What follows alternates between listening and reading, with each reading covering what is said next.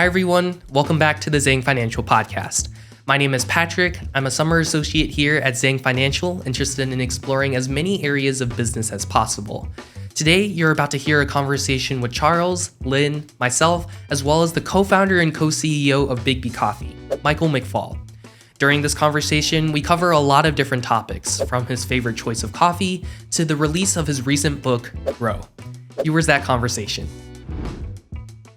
Today, I'm joined by Charles and Lynn, as well as our very special guest, Michael McFall, who is the co-founder and co-CEO of Biggby Coffee. Thank you so much for being here, Michael. Oh, my pleasure. Thanks for having me. Yeah, so I thought we'd jump in with perhaps the most important question we have here, which is Biggby Coffee. What is your favorite flavor of coffee, and what are some tips and recommendations when we go through the drive-through? Well, first, 97% of the coffees I drink is an Americano. So it's espresso, water. I put a little bit of milk and a little bit of sugar. And what I love about that is that you get the richness of the flavor of the espresso, right? Without so when you do, it's like the consistency of drip coffee, right? So, the stuff you run through a filter, but you only get the richness of the espresso because you're not running the water through that paper filter, which oftentimes gives it a little bit of a paper profile. So anyway, that's what I drink. I drink 16-ounce Americanos with 4 shots of espresso. I probably drink 3 to 4 of those a day. And, I live with caffeine pumping through my veins. Yeah, perhaps the nuances of coffee is my most important question, but I'm sure Lynn and Charles have a lot of other questions they'd like to dive into. So, Charles, would you like to kick off the conversation? Sure. Michael, thank you again for joining us. And actually, my first question for you, and I know you wrote 2 books, and the first one is Grand, second one right now is Grow. We love the book about leadership. So tell us about why you decided to write these 2 books. Well, what I wanted to do is it's a 3-book series. Okay. The 3rd book I haven't started writing yet, which I'll start hopefully next year, depending on how things go. But it was really to document my progression as an entrepreneur.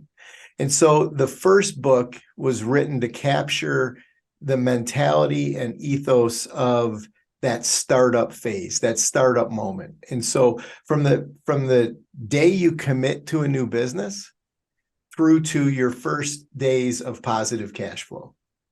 And so that's an extreme moment, right? When you commit to a new business, you launch the new business, you make the investment, and then working to get it to the point where you're actually generating cash. Mm-hmm. And I wanted to write that from my experience of being a franchisor, of supporting other people in starting businesses. So I started one business 27 years ago, but I've also spent my entire career supporting other people in opening our stores and opening Biggby Coffee stores. So that was book 1. Book 2 was meant to pick up in what I'm calling the bootstrapping entrepreneurial phase. You have a business on your hands, and it's sustainable, we hope, but you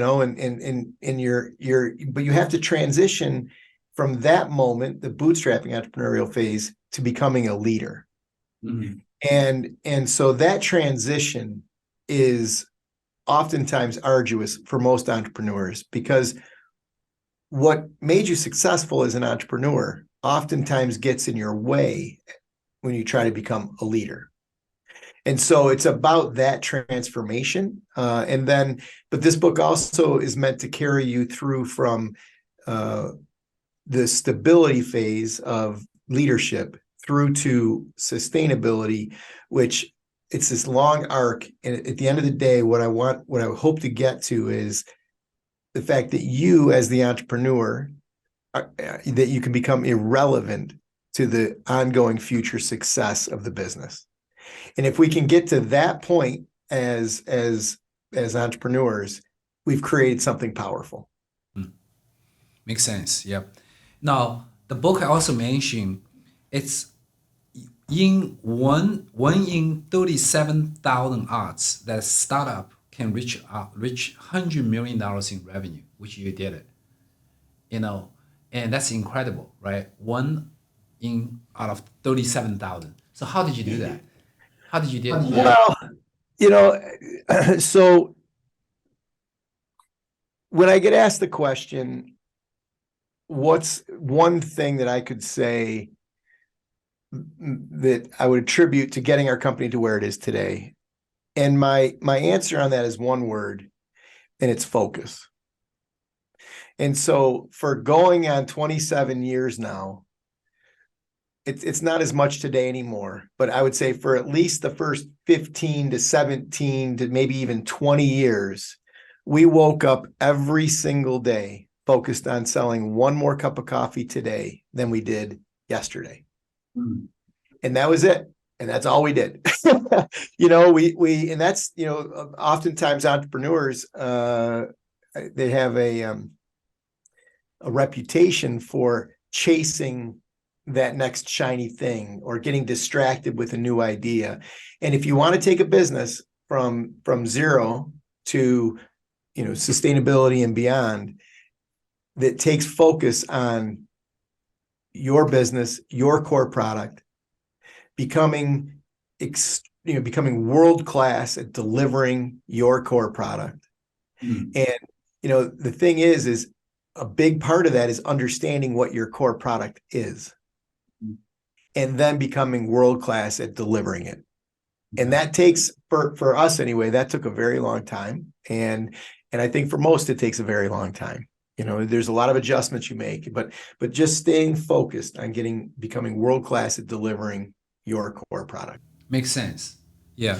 And just like us, Zhang Financial, I started the business 30 years ago, and from one-man shop, one-person advisor, and focus on work 80, 100 hours a week, I'm sure like you, and become number one advisor 5 years later.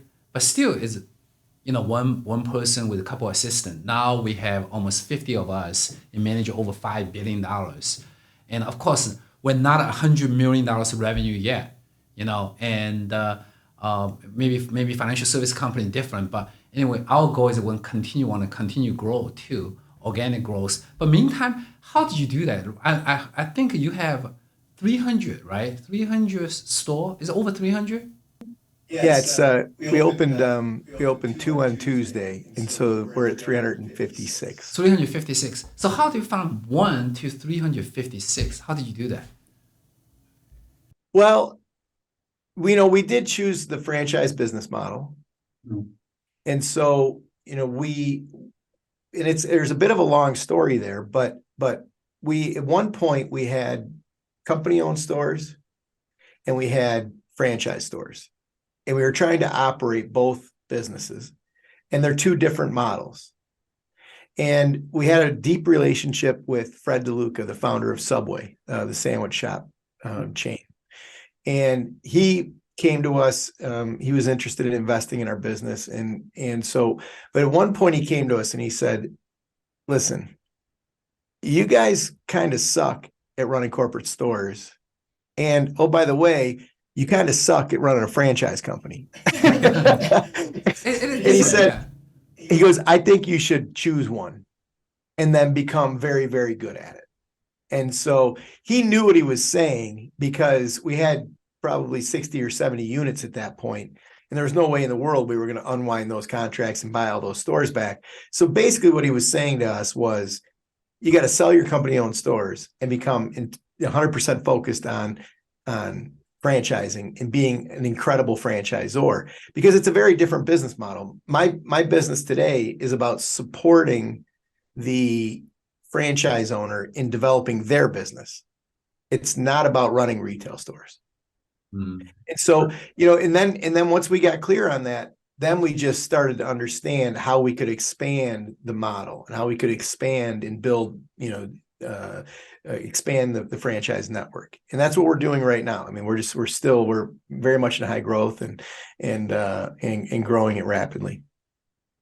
So I have a quick question then, because I heard what you said, Michael. So if given you the choice at that time, okay, you forget about it, you already have all these contracts that you cannot unwind.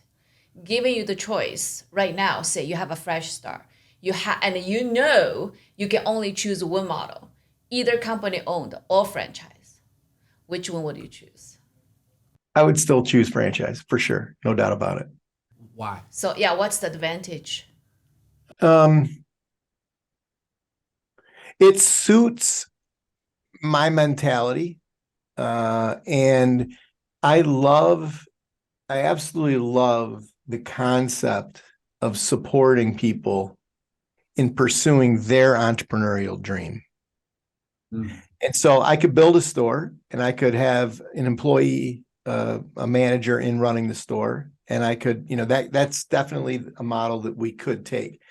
But one of the most fulfilling parts of my professional career is watching people who came into our world.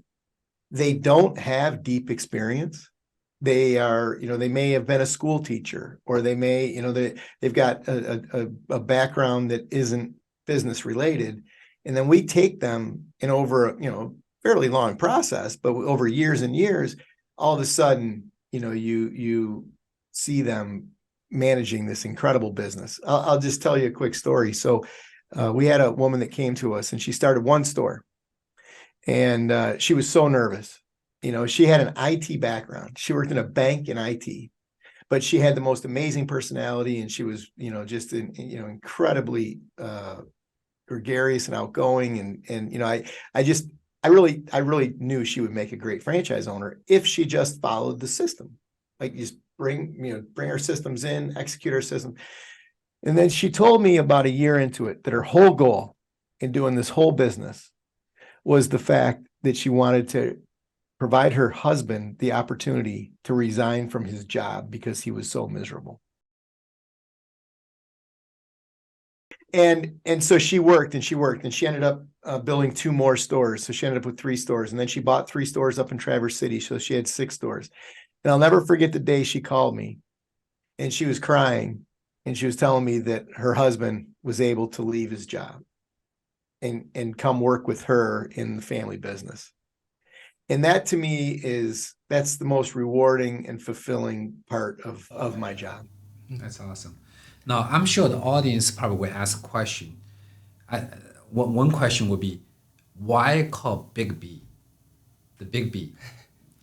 Well, why? Tell us about it.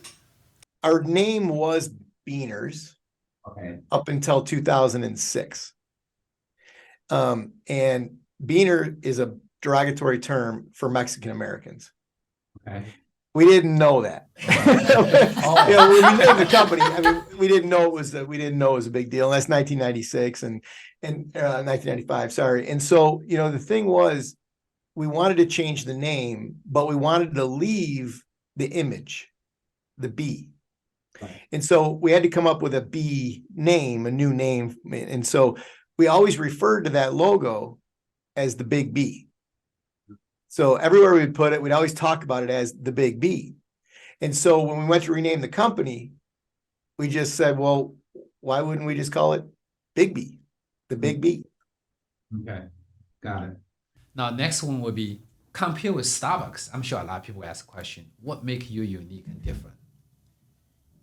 Well, if you look at our menus, they're not that differentiated. We're all making lattes, we're making flavored lattes, we have some food offerings, and so on. The differentiation comes down to, one, we have local owner operators in markets.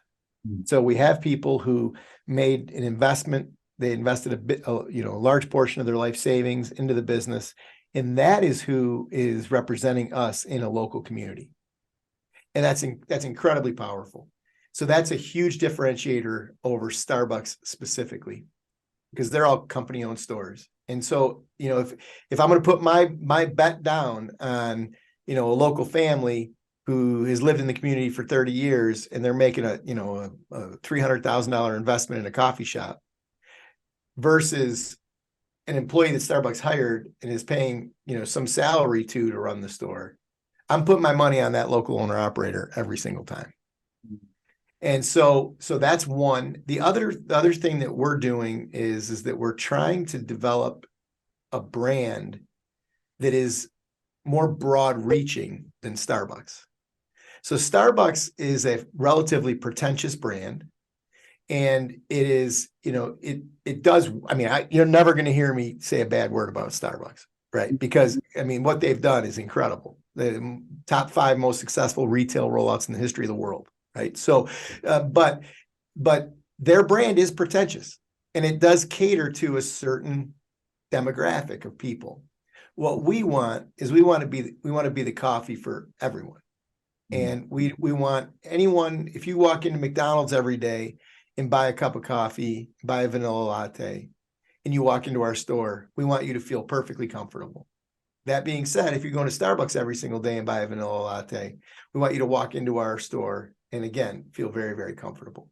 And so what we're trying to do is we're trying to sit in the middle. The differentiator is we're trying to sit in the middle in between these behemoth brands, McDonald's, Dunkin' Donuts on one side, sort of what you might call the cheaper end, the lower end branding for coffee. And then you've got Starbucks and Blue Bottle and Intelligentsia, all these really high-end pretentious brands on the other end of the spectrum. And what we're trying to do is we're trying to sit right in the middle and feed off of both ends of that spectrum. If you don't mind me jumping in here, I kind of wanted to follow that question up. After being a student at the University of Michigan, I got to make a lot of friends from New York and stuff, and they all have their own coffee, like their preferred coffee brands and stuff, whether it is Starbucks or Blue Bottle. Is eventually the future to be more broader across the nation and the number of stores you open, or is it kind of to develop the customer base that you have more in the Midwest, such as in places like Kalamazoo or also like Cincinnati, Ohio? What is kind of the direction that you hope to take there? Well, I don't think we get to a national rollout unless we dominate this region first. So, we've got to get very, very strong in the markets that you just mentioned, in Cincinnati, in Cleveland, in Indianapolis, obviously in Michigan, our markets here. If we don't do that first, I don't believe there's a secondary rollout nationally, and so it's really just about expanding the brand relatively conservatively. We're not signing contracts to build stores in Portland, Oregon, or in Las Vegas, Nevada.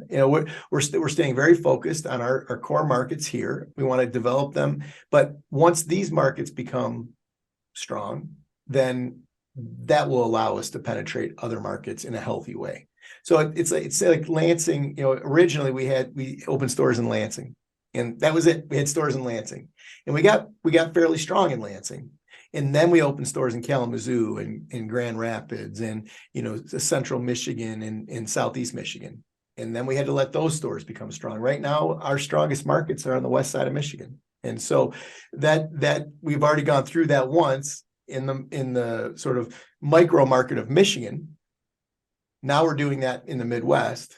And then once we're super strong here in the Midwest, then I think that will be a platform and an opportunity for us to build stores other places. Got it. I think Lynn has some question about leadership, right? Right. No, actually, I have a interesting question to you. Kind of refer back from, you said the story of the women who want to free her husband from that miserable job. Because I sit on the board, I'm a big advocate for women entrepreneurs. And so I'm sitting on the board of one like PE fund whose goal is to kind of help women to be entrepreneurs. And it is, I'm not going to lie, it is pretty difficult. We see, we have like a platform to educate women, try to bring them into the school, give them the knowledge so that they can go out to be the business owners. But the application is probably out of 10, 1 is women, and the 9 are dudes. So do you see the same challenge as when you were picking the owners for your stores and franchisee? No, that's a great question. Our particular business caters to or is more comfortable for women owners. True. So, I'd have to go back and look. I haven't ran that. At one point we had more female owners than we did male owners. So I think my data set is a little bit skewed based on the fact that, a lot of women look at starting a business or going to business, and the coffee shop is a really, that's a comfortable opportunity for them, True.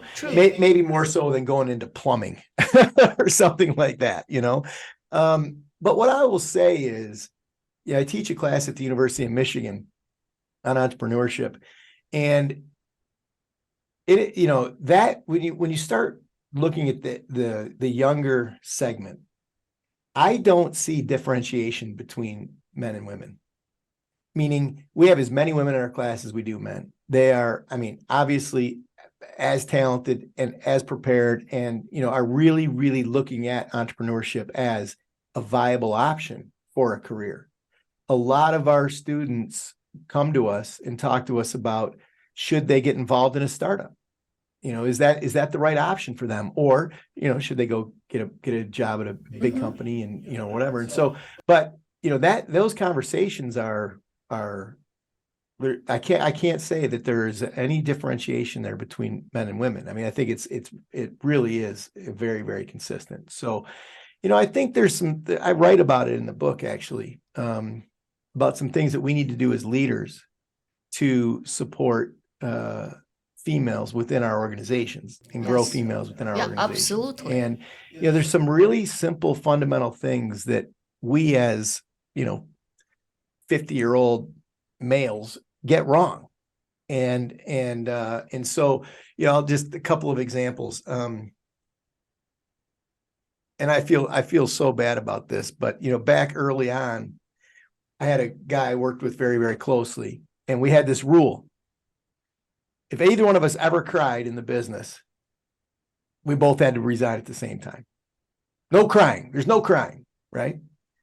Well, we get deeper into the career. We got a leadership team, and I tell the story in the book as well.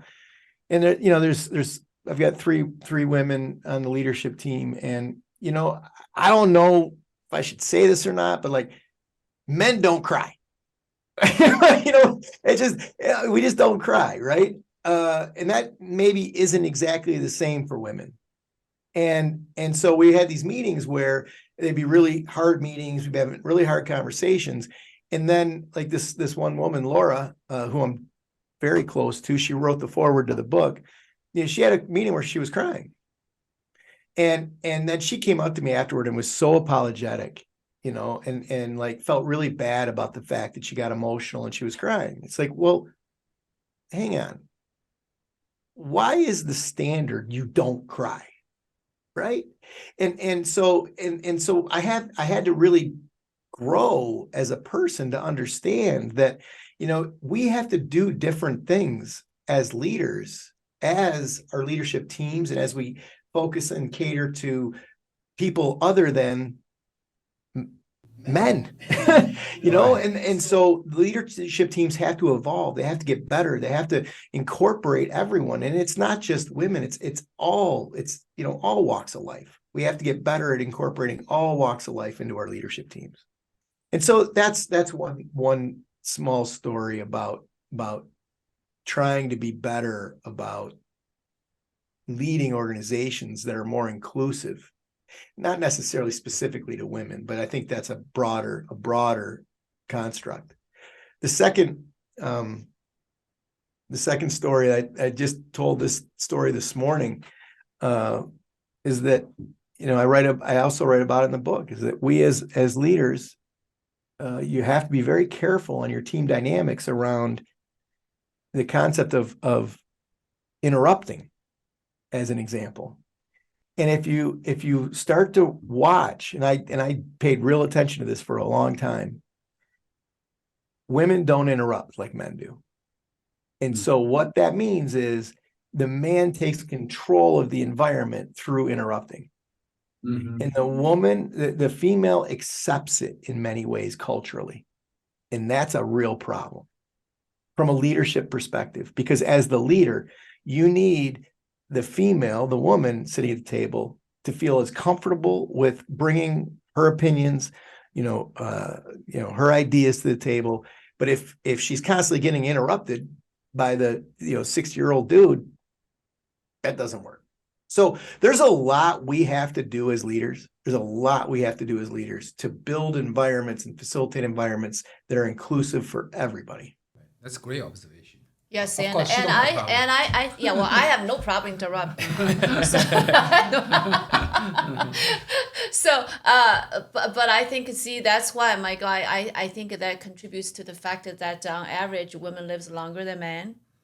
It's because we let our emotions out when it needs to be out. And a guy just tend to hold it in. But I totally see what you mean, because, you know, I spent my career, right, in to this point, and often I got there are women came to me for career advice, and sometimes, especially for the women who works in the big corporations, I do give them the advice. I said, okay, I know sometimes you feel like you want to cry, but I do suggest you to hold your emotion, not to cry, because often it's viewed as, you know, you're not being mature. You're not mature.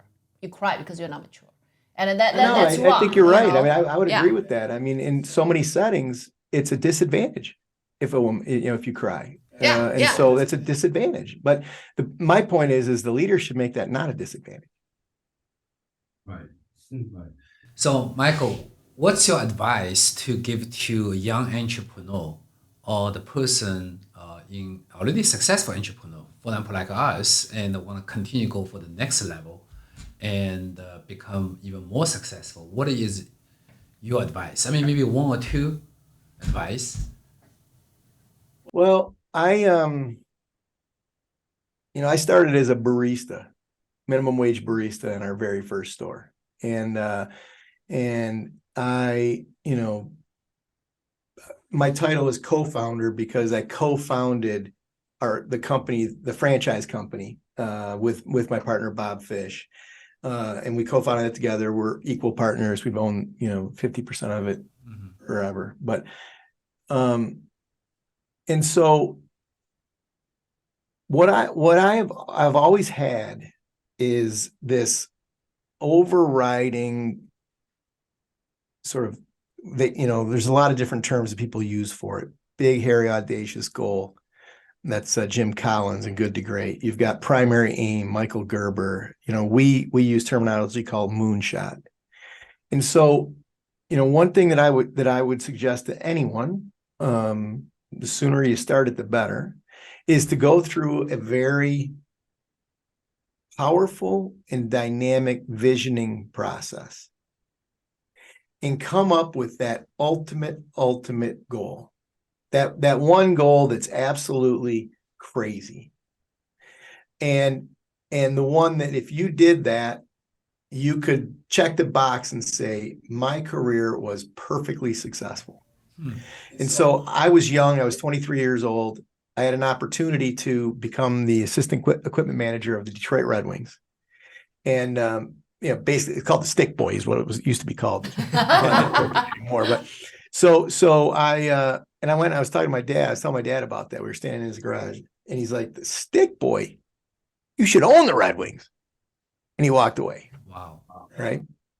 So at that moment, I was kind of going through a transition in my life too, because I knew I was never going to be an athlete at that point. I was young, moving out of the fantasy that I might be able to be an athlete.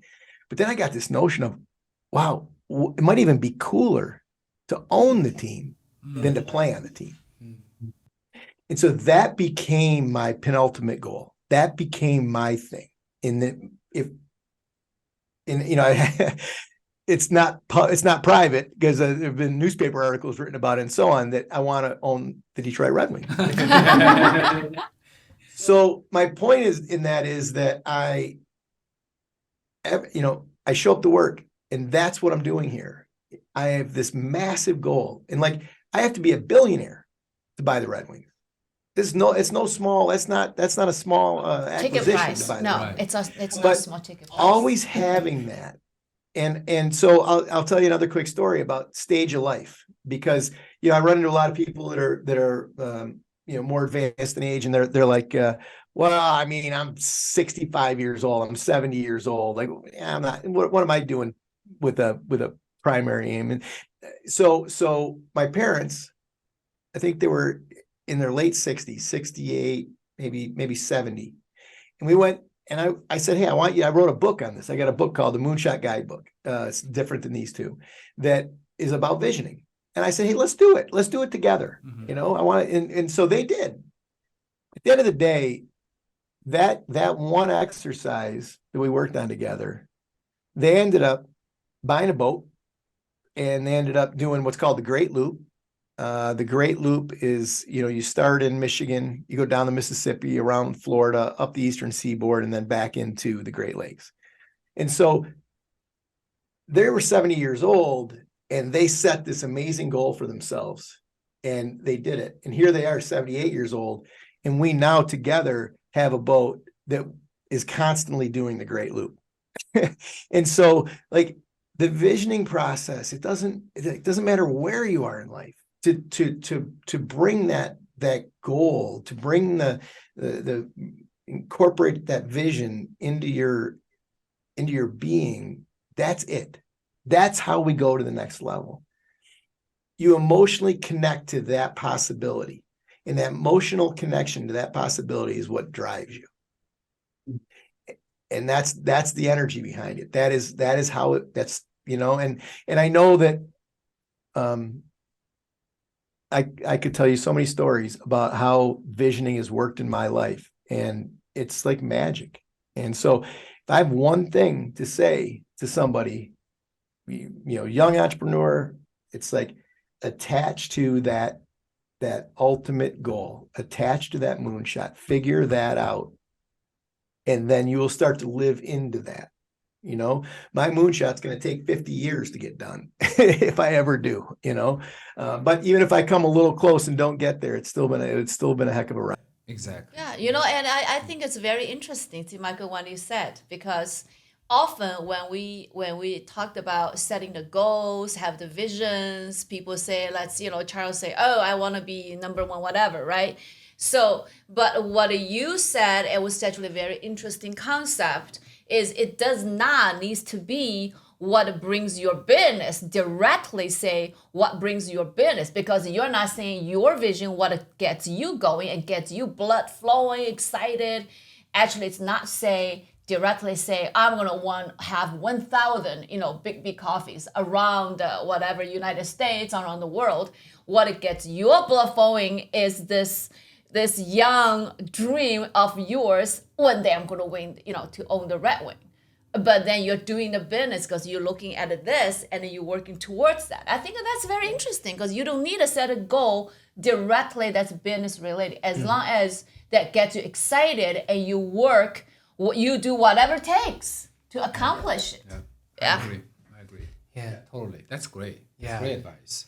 Yeah. I actually had a question to follow up on this vision part of the aspect you were talking about.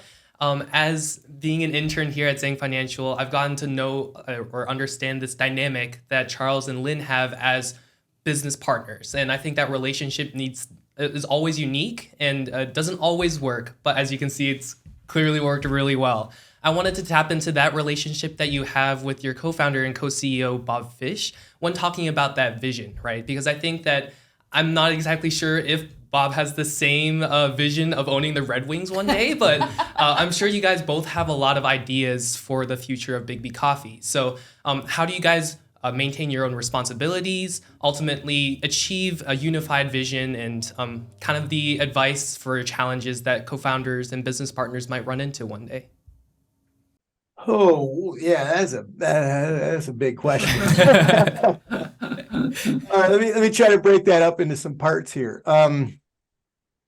So one, Bob and I have been equal partners for forever, and the key to that, the success of that, has been that, one, we fully respect each other. Two, we stayed out of each other's business. So he had his area of the business he was running. I had my area of the business I was running, and we didn't really commingle that. We would obviously engage each other, and we would have meetings and stuff and talk about things. But, day to day, it was, we kept ourselves pretty independent of each other. I ran franchise development, I was in charge of the finances, and I was in charge of legal. And then he did store ops and marketing. And then I had like HR and stuff. But and then I did my thing. I'm over here. I'm selling franchises. I'm building stores. I'm managing the money, and I'm dealing with the legal stuff. And he's over here, and he's dealing with operations and marketing at the store level. Woo. That was, and so we really did differentiate very cleanly. So respect, differentiation. But then I would say the third thing goes into the sort of meatier part of your question, which is we also both are fully committed to supporting each other in pursuing our ultimate goals. And I'll tell you, it is not there are hard decisions you make. And so like, I know Bob's moonshot is to visit 150 countries before he dies. Mm. And so, we are deep into that pursuit, and he's doing it. Most of it is happening because he's pursuing farm direct relationships around the world for us to buy coffee directly from farmers. And so like right now, I don't even know where he is, but he's on like a 3-week trip right now. I think he's going to 7 countries. And he's going to visit with 9 farms in 7 countries over 3 weeks. And I know that. And so like, I know that that's his goal. That's his vision for himself. And so I'm fully vested in supporting that. Flip side, he knows that my goal is to own the Detroit Red Wings. And so he, like, I don't know. If it was Bob alone, I don't know. Bob might choose to sell right now. Right. And have a chunk of money and retire and, travel around the world and visit his 150 countries. But he knows that in order for me to buy the Red Wings, we got to increase the value of this thing by a lot. Right. And so I'm not saying that that's I'm making that sound like it's a conscious decision he's making. It really isn't, but it's an example of we're both fully committed to supporting each other. The other thing is that we openly communicate about everything, meaning we are fully transparent. And that is something that I don't understand why people go into business together and don't build the kind of relationship where you're going to be respectful, fully transparent, supportive, communicating about your needs, supporting the other person's needs. I mean, it's like a marriage. I mean, it really truly is like a marriage, a business partnership. And if you don't give it that respect and understand that, I think, that's how people end up in trouble. I don't think incredibly successful business partnerships are transactions. Mm-hmm. I just don't believe that. Mm-hmm. I think very successful, strong, powerful companies are built by founders and partners who are in strong relationships, working together to turn this thing into something special. And when it goes transactional, I worry. I worry, and that's why we've never brought in outside investment. It's just the two of us. We are, and I don't foresee us bringing in outside money. So you don't have no PE involvement, no private equity. Okay, that's great. So you can make the right decision long term. Because right, and it just because Michael said, if once you bring in another party, then he worried it's become transactional. Yeah. And you know what? I on that part I fully agree with it. And we are married for 32 years, so that relationship is a little different. and the one thing is you right on the spot is we have, for example, like our partnership here is because I in charge of certain things. For example, investment, financial planning, Lynn specialized tax at CPA, so it's tax planning and operation. She's a really great leader, operation side. So I think that's you just mentioned right on the spot because everyone have different responsibility. Yeah. Excellent. And you said something interesting there. You said, we were talking about PE, you said, you don't bring in PE money so you can do the right thing. Right. Yeah. And PE is valuable. It's important. It does change. the dynamics of an organization. Culture. There's no doubt about that. Totally agree. And the thing is I've always said, like, if you bring PE in, or you bring private equity money into your business and you expect it not to change, that's crazy. It's impossible. Like, they bring all kinds of value, but at the same time, they aren't going to change a ton. But if you, it's becomes transactional, because their job is to return on the value they're putting into the business. Right. And that becomes their whole purpose. And you got to know that going in, but that can alter, it does alter how you progress and being able to do, quote, the right things for you personally. Right. Maybe. Right. And for your franchise, for the customers, everything. Yep. Yeah, Excellent. I know it goes right back to Michael's book. He talked about, don't look at the profit. You need to look at from the profit, and you need to actually focus on the impact to do what's important to you. And I think that's ultimately, for us in our business, right? We always look at, there are so many ways you can make money in financial service industry. But what we clearly, consciously choose to do is the fee-only model, because we want to be able to look at a client's eyes, say, what I'm recommending to you, the solution, I don't have any other motives other than this is truly for your best interest. So, be focused on, say, okay, I'm going to say no to all the soft dollars, to whatever kickbacks, but focus on what's ultimately important for the client's best interest. And I think that actually contributes a lot to how we grow and our self-satisfaction of our job. And ultimately, it's the employee, when they work in this firm, they have the pride that they are doing something good for the client's lives.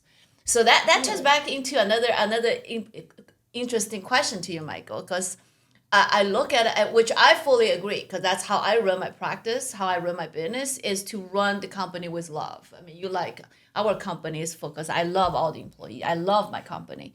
But then I turn into say, okay, but then you read all these news about, let's say, the Facebook layoffs and how tough that is. So how do you balance, say, if some firm, when they have the difficult decision to lay people off, does that mean they don't love the employees? Does that, you know what I'm saying? Well, you mentioned at one point, one of you mentioned transparency. I can't remember if that was just recent. Right. But, Yes. What we believe is that with full transparency, which we operate our business with full transparency. So every employee in our organization knows exactly how much money Bob makes, exactly how much money I make. They know, every detailed line item in the budget. They know exactly how much this department gets for travel expenses this year, so on and so forth. And so full transparency, to me, is the answer to that question.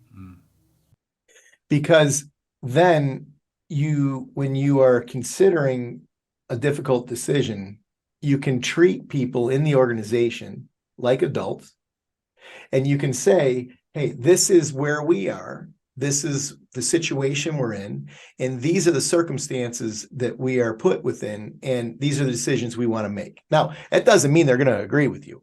That's the right decision. But at the same time, I think that's a lot better than it just being a black box. And all of a sudden, you announce you're laying off 27 people. And no one knows it's coming. Like when you go in, we've had multiple times, 2 times in our company, we've had days where we've laid off, say 8 or 10 people or what, not huge, but I don't think it was a surprise to anybody. I don't know. We'd have to go back in history, but we knew this was coming. We were talking about it. And so I think that I struggle with the decisions that these companies are making. It seems to me to be, 100% driven about value. And, but at the same time, that's the game that they're playing. They're playing the game of driving shareholder value. And if they don't do that, they're going to get fired, so when you opt to become a public company, or let's say you opt to bring in private equity, you're playing a different game. Right. And so, at this point, like for a CEO of a publicly traded company to make decisions that aren't about maximizing that shareholder value, that's kind of it would be irrational for that CEO to do that. Now, I don't think that's the way it should be. I think we should have a more human-centric focus. I think we should be much, my whole book is written about building environments that are nurturing and supportive and loving of people. That's the whole premise of my book. That being said, if I chose to go private equity and then go public today, I can't play that game anymore. Right. Because I'm making promises to the world about increasing, so I mean, I hope someday we can have publicly traded companies that are not about maximizing shareholder value as their only core purpose. Mm-hmm. But right now, that's the game these guys are playing, and it would drive me crazy. It would be a very, very difficult to run a publicly traded company. So, Michael, so we have some financial advisors who will listen and watch our podcast and YouTube. Now, you're a very successful entrepreneur and business owner. If you're looking for financial advisor, and what are you looking for? What exactly person you're looking for? Well, I don't want to think about it. Okay. So I don't want to think. I don't want to worry about it. I don't want to think about it. I got to have full trust. Mm-hmm. I have to believe that the person I'm working with is one, sounds silly, but they're a good person. Mm-hmm. And that they, as you said earlier, that they have your best interest in mind. Okay. And then be able to have the hard conversation with me if we need to, right? But my world is so risky, like 90, I don't even know at this point, but 95%, 97% of my net worth is wrapped up inside of my business, my one company that I own, right? Right. And so that's very risky. Mm-hmm. So the money I have outside of the business, I want it to be safe, right? And so that's my own particular nuance as an entrepreneur. Like when I pull money out, I don't want to gamble with that money, right? I want it to be safe. But I think the other thing that I need from my advisor is I need somebody who's going to stay on me about the things I need to be doing. Because the stuff that I need to be doing in my world, like from a estate planning and that whole perspective, I don't know if you guys get into that whole world or not, but mine does. And I need like my handheld. I need somebody like babysitting me because I don't want to do that stuff. Mm-hmm. I got all kinds of things I love working on. Mm-hmm. The last thing in the world I want to work on is estate planning or insurance. Right. Oh my God, But so I need somebody that is going to be patient with me, is going to walk me through all of that. Right. In terms of like returns on my money, I don't have expectations. I have safety more than anything else. So that's probably a pretty easy client, right? You just put the money in safe places. Right. Put the money in safe places. There isn't a huge return expectation on return, and so I'm probably a pretty easy client. That's great. Actually, say the first few you mentioned, like don't have to think about it, full trust, right? And which is not a surprise to me. People looking for financial advisor. Of course, a lot of people did not know the full trust. People sometimes say, you also mentioned good person, but sometimes you can be a good person if you're in the wrong system. Okay, for example, the advisor have a conflict of interest. Okay, the company have a conflict of interest. They still can give you the wrong advice. So that's you need to avoid that. So a lot of people probably don't know. So that's the reason we always tell people you need to be very important. Fund advisor, fee only advisor. Okay, so but the last one you mentioned is very interesting. Stay on. And the babysitting, you mentioned that. Now, actually, most advisors never, ever, even for me, a little surprise. I've been doing this for 30 years. I consider one of the most successful advisors in the United States. But sometimes I won't do that because I would say, Michael is such a successful person. I would leave. He's so busy. I don't want to I'll call bug him. I'll tell him what's going on. But if he don't get back with me, I let it go. But actually, say they're too busy. They need someone on top of those things, like bug them a little bit. Say, hey, Michael, you have one more form you need to sign. One more things you need to do. This one I definitely want all our client service managers need to see it, because people, we sometimes feel like, oh my gosh, we bug it, but maybe people looking for that. Just like what I would say is anybody that's got their wits about them knows that what you do is critically important. Like critically important. Now, that doesn't mean that I put that stuff at the top of my priority list today or tomorrow, but I do know that the stuff is critically important.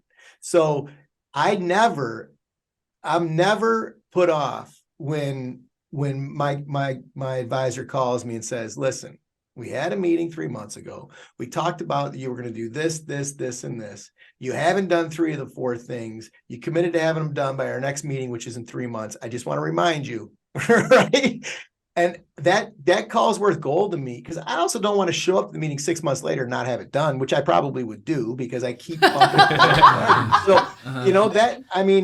That's the kind of stuff that I would guess that your profession probably doesn't think is valuable. And maybe I'm sort of weird in that way. No, you're not. I find that stuff, the phone call to check in with me to say, hey, you said you were going to do this by this date, we kind of need you to do it. Did you get it done? Right. So it is our job, professional job, keep reminding clients. Yeah. Thank you though. This is great advice for us. Yeah. Thank you. We take that. That's awesome. Yeah. And hope you're happy with your advisors. If one day you're looking for advisor, let us know. And we'd love to help. Someday visit Kalamazoo again. And also we know you graduated from K College. We love the school. We have an employee graduate from K College. We have 2 employees. Yeah. And we actually set up a scholarship to help people in K College. K College, we have that for the career center. And we did it. But Kalamazoo College, great school. And well educated and people, and excellent school. Yeah. So I know you have some questions too. More. Time? I think we're running a little bit low on time, but I think just to sum up the conversation, I look up to you guys, and after this conversation, it only reinforces that feeling, because as you mentioned in the book, one of your main parts of the business's identity, but also your identity, is integrity. And I think that is core to everybody's, whether it is engaging in business or just as a person, right? And I think whether it is Biggby Coffee and trying to hold up integrity as the person running with franchise owners, or Zhang Financial trying to uphold that fee-only model and make it as transparent as possible to try to hold up that integrity. I think for me, as well as perhaps a lot of viewers, I think that's a very important takeaway for how we approach the future, or how I approach the future in business. If you want to go far, integrity is very important. Long term, for sure, no question. Yeah. Yep. Well, it was an absolute privilege getting to speak with you again, Mike, and thank you so much for joining a conversation with Charles and Lynn. Our viewers, if you would like to check out Mike's new book, Grow. Great book. Great book, yes. Mike, could you tell us where we could find it, or as well as some of your other resources? Amazon? So I just launched a brand new website, michaeljmcfall.com. We launched it last Tuesday, and so that's where you can connect with me on all my social channels. There's a fair amount of content on there, and then there's the click-throughs to be able to buy the book too as well. So listen, thank you for the opportunity to be with you today, and I found it was a great conversation. Thank you so much. Thank you so much, Michael. Thank you. Great so talking much. with you. Great talk with you. Thanks for tuning in to the Zhang Financial Podcast. If you would like to check out Mike's book, as well as any other content that he creates, everything will be linked down below, as mentioned in the episode. As well, if you have any feedback for the podcast or have any questions for our upcoming guests, please leave them at podcast@zhangfinancial.com. Thanks for tuning in, and we'll see you next time.